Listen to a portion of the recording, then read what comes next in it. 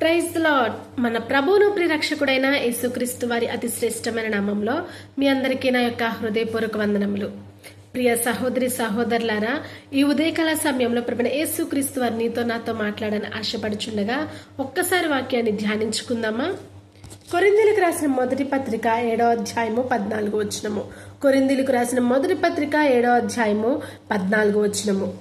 అవిశ్వాసి అయిన భర్త భార్యను బట్టి పరిశుద్ధపరచబడును, అవిశ్వాసురాలైన భార్య విశ్వాసి అయిన భర్తను బట్టి పరిశుద్ధపరచబడును. లేని ఎడల మీ పిల్లలు అపవిత్రులై యుందురు, ఇప్పుడైతే వారు పవిత్రులు. దేవునికి స్తోత్రం, హల్లెలూయా. ఈ యొక్క మాటను మనం చూసినట్లయితే అవిశ్వాసి అయిన భర్త భార్యను బట్టి పరిశుద్ధపరచబడును, అవిశ్వాసురాలైన భార్య విశ్వాసి అయిన భర్తను బట్టి పరిశుద్ధపరచబడును.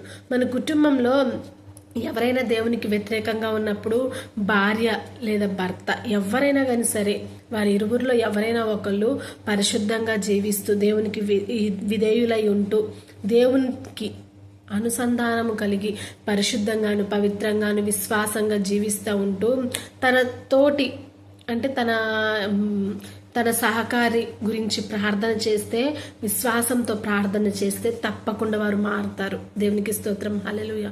మీకు ఒక ఎగ్జాంపుల్ చెప్పాలంటే, ఒక ఎగ్జాంపుల్ కావాలంటే బైబిల్ గ్రంథంలోనే ఒక వ్యక్తి ఉన్నారు. అది ఎవరో తెలుసా? సమూయేలు మొదటి గ్రంథము 25వ అధ్యాయము 2-3 వచనాల్లో ఉంటది. సుబుద్ధి కలిగిన ఎవరో తెలుసా? సుబుద్ధి కలిగిన అబీగయీలు. దేవునికి స్తోత్రం, హల్లెలూయా.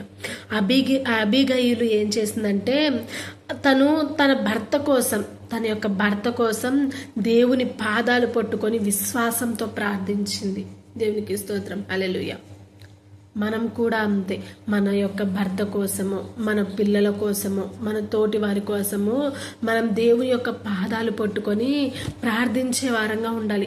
వారు విశ్వాసంలో జీవించాలని, నీతిగా యథార్థంగా జీవించాలని మనం ప్రార్థించే వారంగా ఉండాలి.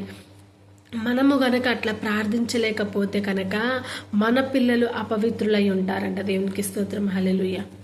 చూడండి, నీవు పరిశుద్ధంగా జీవించకుండా, నీవు దేవునికి ఇష్టంగా బ్రతకకుండా ఉంటే మరి పిల్లలు ఎలా ఉంటారండి? నీ పిల్లల కోసం నువ్వు ప్రార్థించాలి.